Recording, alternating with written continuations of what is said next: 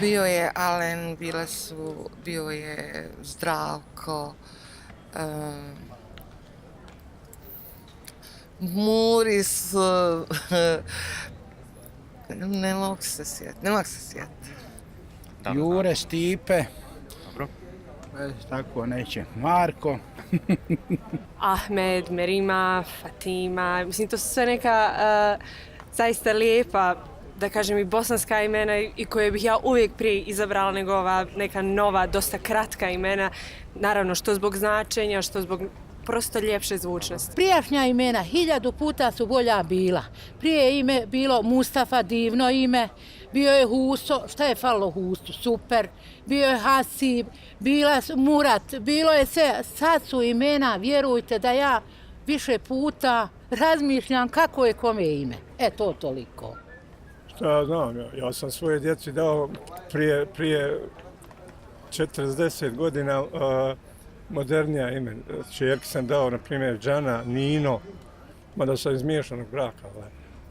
Tad su bila, mislim, meni je tad to bilo interesantno, ali gledam sada daju neka, ipak stara imena daju, koliko ja vidim, po meni. Pa znam ja neka imena jer ja sam stara i moje ime staro. Ja sam još mnogo starija od 50. godine. Mislim, kod nas u Bosni i na Balkanu inače velika greška što razlikuju imena po vjeri. Nigdje u arapskim zemljama se ne razlikuju imena po vjeri. Samo kod nas na Balkanu, a pogotovo u Bosni. Pogotovo sad, poslije rata. To su toliko razdvojili imena, to je jako veliko čudo. Mojoj porodici nisu imena ta starinska, moje jest, ali moje porodice nisu. I zato smo dobivali epitete u ratu kao vlaška imena, ovo ono, a u stvari meni je žao što smo mi jako nepismeni i vjerski i svjetski.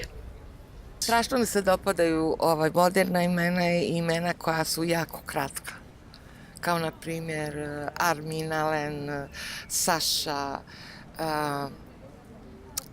Una, Iva, tako kratka imena. Meni su bila sva imena lijepa, kratka, koja ne trebaju da imaju nadimak, bez obzira koje ime.